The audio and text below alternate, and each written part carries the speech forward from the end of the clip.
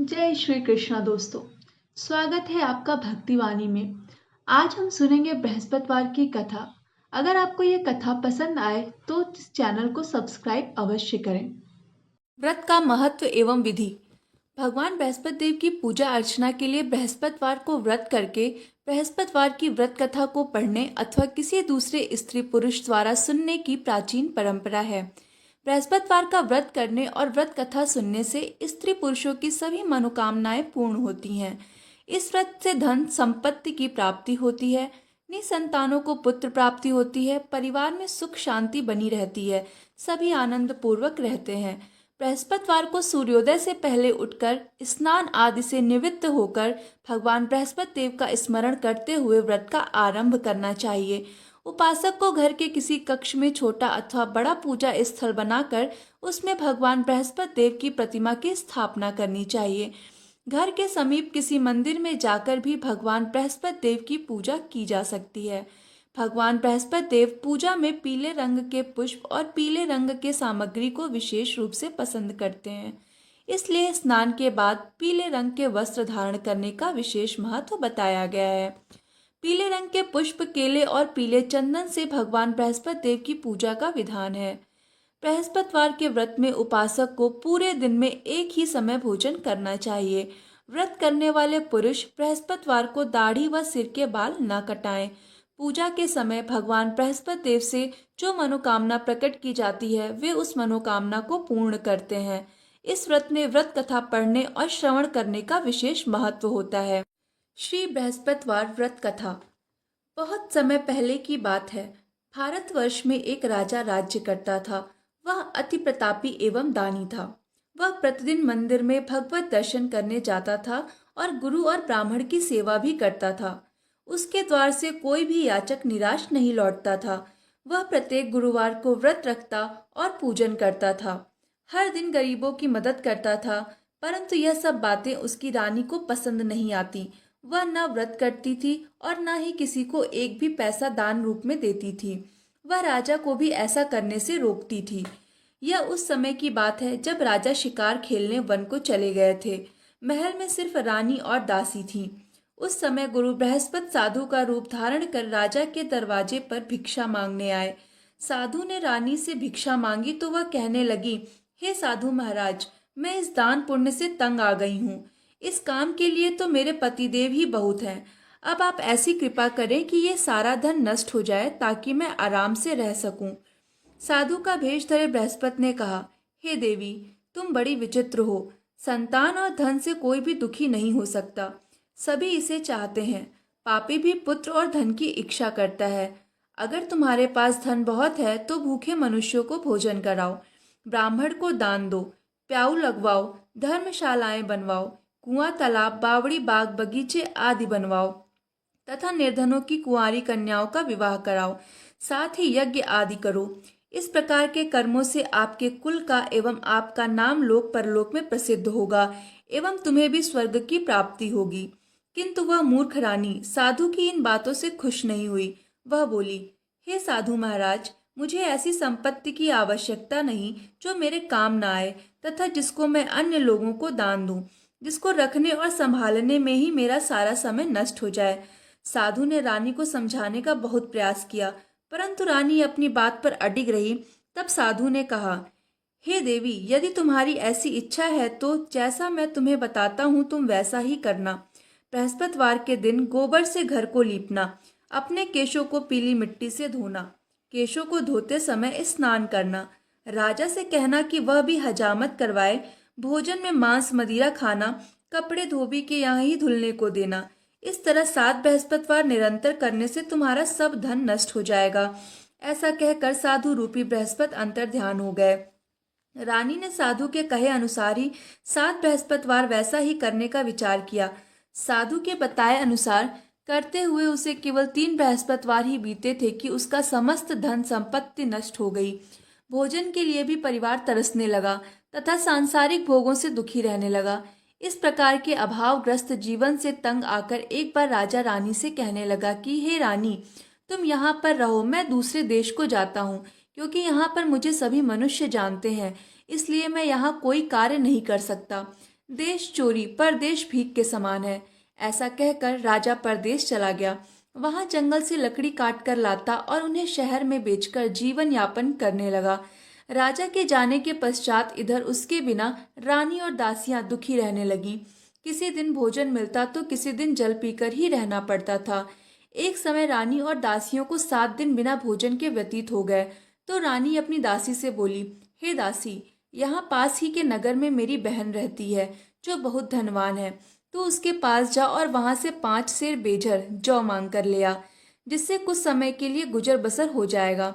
दासी उसकी बहन के पास गई। बृहस्पतिवार का दिन था। रानी की बहन उस समय ध्यानमग्न होकर पूजा कर रही थी।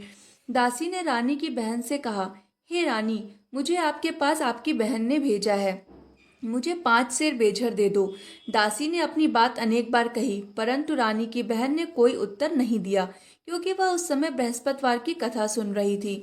रानी की बहन ने जब दासी को कोई उत्तर नहीं मिला तो वह अति दुखी हुई। उसे क्रोध भी बहुत आया। लौटकर वह रानी से बोली, हे रानी, आपकी बहन तो बहुत धनी स्त्री है, परंतु वह बहुत घमंडी भी है। वह छोटे लोगों से बात भी नहीं करती। 5 सेर बेझर देने के लिए मैंने उससे बहुत कहा, परंतु उसने कोई उत्तर नहीं दिया। इस प्रकार मुझे निराश एवं खाली हाथ लौटना पड़ा। रानी बोली, हे दासी, इसमें मेरी बहन का कोई भी दोष नहीं है। जब बुरे दिन आते हैं तब कोई सहारा नहीं देता, अपने पराये हो जाते हैं। अच्छे बुरे का ज्ञान विपत्ति में ही होता है। जो ईश्वर की इच्छा होगी वही होगा। यह सब हमारे भाग्य का दोष है। उधर पूजा समाप्त होने के पश्चात रानी की बहन ने सोचा कि मेरी बहन की दासी आई थी, परंतु मैंने उसे कोई उत्तर नहीं दिया, इससे वह बहुत दुखी हुई होगी।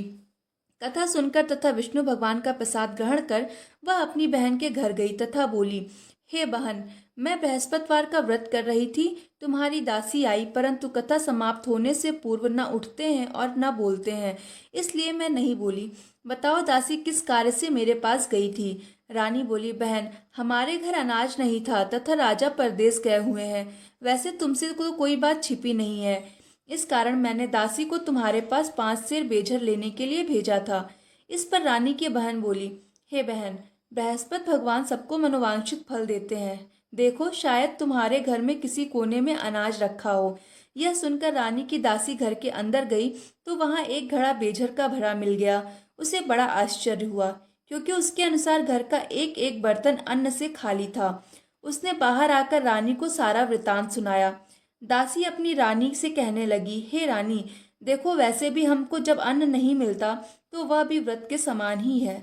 अगर इनसे व्रत की विधि तथा कथा पूछ ली जाए तो बृहस्पतिवार का व्रत हम भी कर लिया करेंगे। और फिर दासी के कहने पर रानी ने अपनी बहन से बृहस्पतिवार व्रत पूजन विधि एवं नियमों के बारे में विस्तार से पूछा।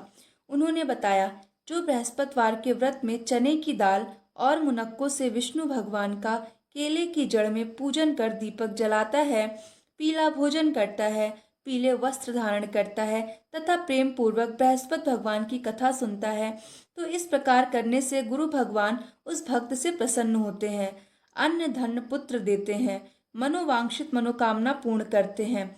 फिर व्रत एवं पूजा की विधि बताकर रानी की बहन अपने घर लौट गई। तत्पश्चात रानी और दासी दोनों ने निश्चय किया, बृहस्पति देव भगवान का व्रत एवं पूजन जरूर करेंगे। 7 दिन पश्चात जब बृहस्पतिवार आया तो दोनों ने व्रत किया। घुड़साल में जाकर चना और गुड़ बिन लाई और उसकी दाल बनाकर केले की जड़ में विष्णु भगवान का पूजन किया। अब पीले भोजन कहाँ से आए, यह सोचकर दोनों बड़ी दुखी हुई, परंतु उन्होंने व्रत किया था, इसलिए बृहस्पति देव भगवान उनसे प्रसन्न थे। एक साधारण व्यक्ति के रूप में वे 2 थालों में सुंदर पीला भोजन लेकर आए और दासी को देकर बोले, हे दासी, यह भोजन तुम्हारे और रानी के लिए है, तुम दोनों ही इसे ग्रहण करना। दासी भोजन पाकर अति प्रसन्न हुई और रानी से बोली, हे रानी, भोजन कर लो। रानी को भोजन के विषय में कुछ पता नहीं था, इसलिए वह दासी से बोली, जा तू ही भोजन कर, क्योंकि तू व्यर्थ में ही हमारी हंसी उड़ाती है। दासी बोली, हे रानी, एक व्यक्ति भोजन दे गया है। रानी बोली, वह भोजन तेरे लिए ही दे गया होगा, इसलिए तू ही भोजन कर। दासी ने कहा, हे रानी, वह व्यक्ति हम दोनों के लिए ही 2 तालों में भोजन देकर गया है, अतः मैं और आप दोनों ही साथ साथ भोजन करेंगी। फिर दोनों ने गुरु भगवान को धन्यवाद एवं नमस्कार कर भोजन प्रारंभ किया। उसके बाद से दोनों प्रत्येक बृहस्पतिवार को गुरु भगवान का व्रत और पूजन करने लगीं। बृहस्पतिवार भगवान की कृपा से उन दोनों को भोजन एवं धन की कमी दूर हो गई, परंतु रानी फिर पहले की तरह आलस्य करने लगी। तब दासी ने कहा, हे रानी, आप पहले भी इस प्रकार आलस्य करती थीं। आपको धन संभालने एवं दान देने में कष्ट होता था, इसी कारण सभी धन नष्ट हो गया और हमारी ऐसी दुर्दशा हो गई। अब गुरु भगवान की कृपा से धन मिला है तो आपको फिर आलस्य हो रहा है। बड़े कष्टों के बाद आपने यह धन पाया है, इसलिए आपको दान पुण्य करना चाहिए। भूखे मनुष्यों को भोजन करवाना चाहिए, ब्राह्मणों को दान देना चाहिए, प्याऊ लगवाना चाहिए, कुआं, तालाब, बावड़ी आदि का निर्माण करवाना चाहिए, कुंवारी कन्याओं का विवाह करवाना चाहिए, मंदिर पाठशाला बनवाकर दान देना चाहिए। धन को शुभ कार्यों में खर्च करना चाहिए, जिससे आपके कुल का सम्मान बढ़े तथा आपको स्वर्ग हो एवं आपके पितृ प्रसन्न हो। दासी की बात मानकर रानी ने इस प्रकार के कर्म करने प्रारंभ किए। इस प्रकार करने से उसका काफी यश फैलने लगा। कुछ दिनों बाद एक दिन रानी और दासी अपने विचार करने लगी कि न जाने राजा किस दशा में होंगे, उनकी काई खोज खबर नहीं। कुछ दिनों बाद एक दिन रानी और दासी आपस में विचार करने लगी कि न जाने राजा किस दशा में होंगे, उनकी कोई खोज खबर नहीं है। रानी राजा की खबर न पाकर उदास रहने लगी। गुरु भगवान से उन्होंने प्रार्थना की और भगवान ने रात्रि में राजा को स्वप्न में दर्शन देकर कहा, हे राजा, उठ, तेरी रानी तुझको याद करती है, अब अपने देश लौट जा। राजा प्रातः काल उठा। वह सोचने लगा कि मैं किस प्रकार रानी के पास खाली हाथ जाऊंगा। मेरे पास तो कुछ भी नहीं। स्त्री जाति खाने और पहनने की ही साथी होती है। पर प्रभु की आज्ञा मानकर वह अपने नगर चलने को तैयार हुआ। परदेश में राजा बहुत दुखी रहने लगा। प्रतिदिन जंगल में लकड़ी बीनकर लाता और उसे शहर में बेचकर अपने दुखी जीवन को बड़ी कठिनाई से व्यतीत करता था। एक दिन राजा दुखी होकर अपने पुराने दिनों को याद करके रोने लगा। उस जंगल में बृहस्पति देव एक साधु का रूप धरकर आए और राजा से बोले, हे लकड़हारे, तुम इस बियावन जंगल में किस चिंता में बैठे हो, मुझे बतलाओ। यह सुनकर राजा की आंखों में आंसू भर आए और वह साधु को प्रणाम कर बोला, हे प्रभु, आप सब कुछ जानने वाले हैं। इतना कहकर राजा ने साधु को अपनी समस्त व्यथा सुना दी। तब साधु रूप में गुरु भगवान राजा से बोले, हे राजन, तुम्हारी पत्नी ने बृहस्पतिवार के दिन बृहस्पति देव का अपमान किया था, जिसके कारण तुम्हारी यह दुर्दशा हुई। अब तुम किसी प्रकार की चिंता मत करो, भगवान तुम्हें पहले से अधिक धन प्रदान करेंगे। देखो, तुम्हारी पत्नी ने बृहस्पतिवार का व्रत प्रारंभ कर दिया है। अब तुम भी बृहस्पतिवार का व्रत करके चने की दाल व गुड़ जल के लोटे में डालकर केले का पूजन करो। फिर कथा कहो या सुनो, भगवान तुम्हारी सभी इच्छाओं की पूर्ति करेंगे। साधु के वचन सुनकर राजा बोला, हे प्रभु, मुझे लकड़ी बेचने के पश्चात इतना धन भी नहीं बचता कि भोजन करने के उपरांत कुछ भी बचा सकूं। मैंने रात्रि में अपनी रानी को व्याकुल एवं व्यथित देखा है। मेरे पास कोई साधन नहीं है जिससे उसका समाचार भी जान सकूं। इसके अतिरिक्त मैं बृहस्पति देव की कथा भी नहीं जानता हूँ, जिसे कह या सुनकर मैं व्रत धारण कर भगवान बृहस्पति देव का पूजन कर सकूं। साधु ने कहा, हे राजा, तुम किसी बात की चिंता ना करो। बृहस्पतिवार के दिन तुम नित्य की भांति लकड़ियां लेकर शहर में जाओ। तुम्हें रोज से दुगना धन प्राप्त होगा, जिससे तुम भली भांति भोजन कर लोगे तथा गुड़ एवं चने का प्रसाद खरीदकर बृहस्पति देव की पूजा भी कर सकते हो। धीरे धीरे समय बीतता गया तथा बृहस्पतिवार का दिन आ गया। लकड़हारा रूपी राजा जंगल से लकड़ी काटकर किसी शहर में बेचने गया। आज उसे और दिनों से अधिक धन मिला। राजा ने चना गुड़ आदि लाकर भगवान विष्णु का पूजन किया तथा बृहस्पतिवार का व्रत किया। उस दिन से उसके सभी कष्ट दूर हो गए, परंतु अगले बृहस्पतिवार को वह व्रत करना भूल गया। इस कारण बृहस्पति देव भगवान उससे रुष्ट हो गए। उस दिन उस नगर के राजा ने विशाल यज्ञ का आयोजन किया तथा अपने समस्त राज्य में घोषणा करवा दी कि कोई भी मनुष्य अपने घर में भोजन न बनाए और न आग जलाए। सब लोग मेरे यहाँ भोजन करने आए। इस आज्ञा को जो नहीं मानेगा उसको सूली पर लटका दिया जाएगा। राजा की आज्ञा अनुसार राज्य के सभी निवासी राजा के भोज में सम्मिलित होने गए, परंतु लकड़हारा कुछ विलंब से पहुंचा, इसलिए राजा उसको भोजन कराने अपने साथ महल में ले गए। जब राजा लकड़हारे को भोजन करा रहे थे तो रानी की दृष्टि उस खूंटी पर पड़ी जिस पर उसका नौलखा हार टंगा हुआ था। उसे हार खूंटी पर लटकाकर नहीं दिखाई दिया। रानी को निश्चय हो गया कि मेरा हार इस लकड़हारे ने ही चुरा लिया है। उसी समय रानी की जिद पर राजा ने सैनिक बुलाकर लकड़हारे को जेल में डलवा दिया। जेल खाने में बंद वह लकड़हारा बहुत दुखी होकर विचार करने लगा कि न जाने कौन से पूर्व जन्म के कुकर्म से मुझे यह दुख प्राप्त हुआ है। जेल में बंद लकड़हारा भगवान बृहस्पति को याद करने लगा। तत्काल बृहस्पति देव साधु के रूप में प्रकट हो गए और उसकी दशा देखकर कहने लगे, अरे मूर्ख, तू बृहस्पतिवार को बृहस्पति देव की कथा एवं व्रत करना भूल गया। इसी कारण तुझे दुख प्राप्त हुआ है। अब किसी प्रकार की चिंता मत कर। बृहस्पतिवार के दिन जेल खाने के दरवाजे पर तुझे 4 पैसे पड़े मिलेंगे। तू उन पैसों से प्रसाद मंगाना, भगवान बृहस्पति का पूजन एवं कथा कहना। कथा का प्रसाद स्वयं भी ग्रहण करना तथा दूसरों को भी खिलाना। इस प्रकार करने से तुम्हारे सभी कष्ट दूर हो जाएंगे। अगले बृहस्पतिवार राजा को जेल के द्वार पर 4 पैसे मिले। राजा ने पूजा का सामान मंगवाकर कथा कही और प्रसाद बांटा। उसी रात बृहस्पति देव ने उस नगर के राजा को सपने में दर्शन देकर कहा, हे राजा, तूने जिस आदमी को जेल खाने में बंद कर रखा है वह निर्दोष है। वह राजा है, उसे छोड़ दे।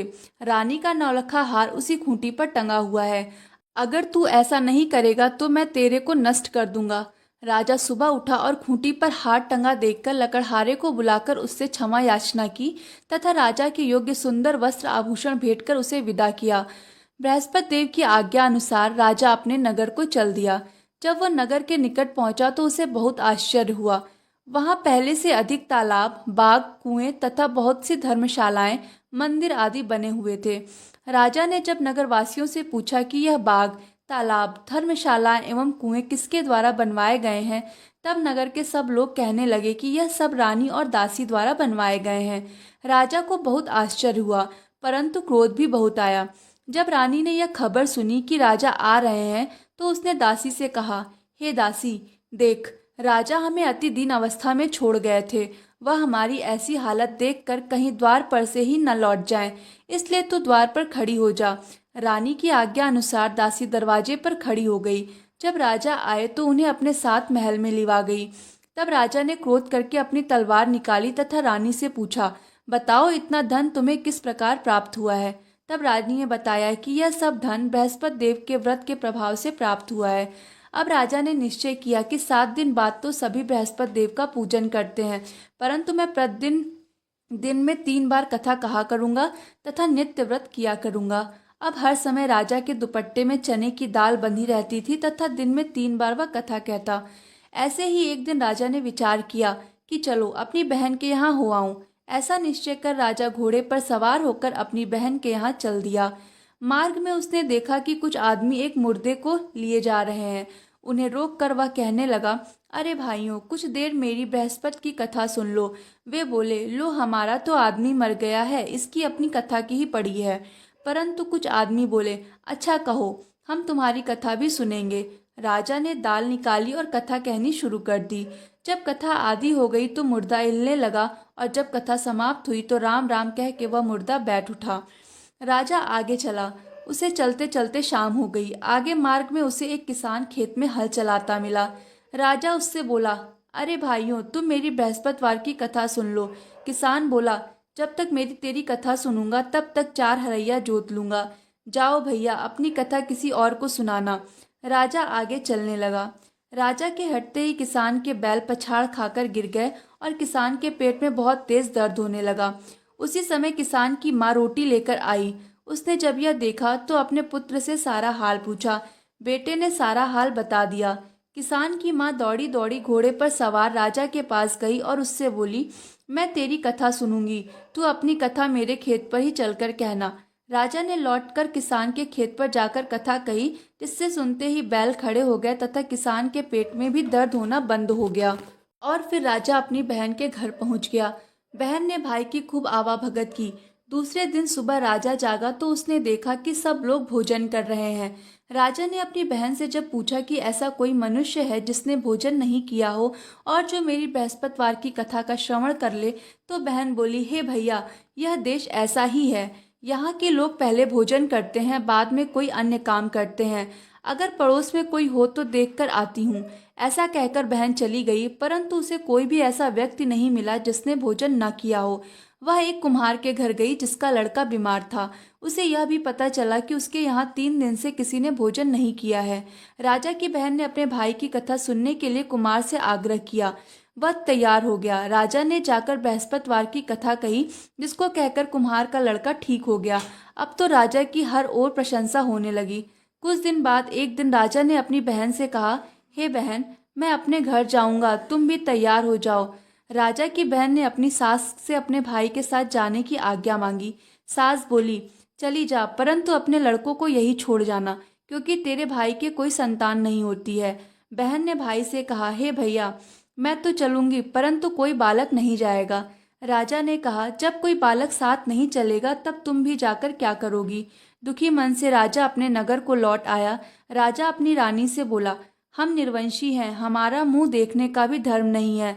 वह उदास होकर बिना भोजन किए शैया पर लेट गया। रानी बोली, हे प्रभु, भगवान बृहस्पति ने हमें सब कुछ दिया है, वे हमें संतान भी अवश्य देंगे। उसी रात बृहस्पति देव ने राजा को स्वप्न में दर्शन देकर कहा, हे राजा, उठ, सभी सोच त्याग दे, तेरी रानी गर्भवती है। राजा को यह जानकर असी प्रसन्नता हुई। 9वें महीने रानी के गर्भ से एक सुंदर पुत्र रूपी रत्न पैदा हुआ। तब राजा बोला, हे रानी, स्त्री बिना भोजन के रह सकती है, परंतु बिना कहे नहीं रह सकती। जब मेरी बहन आए तो तुम उससे कुछ मत कहना। रानी ने हाँ कर दी, और जब राजा की बहन ने यह शुभ समाचार सुना तो वह अति प्रसन्न हुई तथा बधाई लेकर अपने भाई के यहाँ आई। तभी रानी ने कहा, घोड़ा चढ़ाकर नहीं आई, गधा चढ़ी आई। राजा की बहन बोली, भाई, मैं इस प्रकार न कहती तो तुम्हें औलाद कैसे मिलती। भगवान बृहस्पति ऐसे ही हैं, जैसी जिसके मन में कामनाएं हैं सभी को पूर्ण कर मनोवांछित फल देते हैं। जो श्रद्धा पूर्वक बृहस्पतिवार का व्रत करता है एवं कथा पढ़ता है अथवा सुनता है और दूसरों को सुनाता है, बृहस्पति देव उसकी सभी मनोकामना पूर्ण करते हैं। बृहस्पति देव उसकी सदैव रक्षा करते हैं। जैसे रानी और राजा ने बृहस्पति देव की कथा का गुणगान किया, उनकी सभी इच्छाएं बृहस्पति देव ने पूरी की। इसलिए सबको कथा कहने अथवा सुनने के बाद बृहस्पति भगवान का प्रसाद ग्रहण करना चाहिए तथा सच्चे मन एवं भावना से भगवान बृहस्पति का मनन करते हुए सदा उनकी जय जयकार करनी चाहिए। इति बृहस्पतिवार व्रत कथा।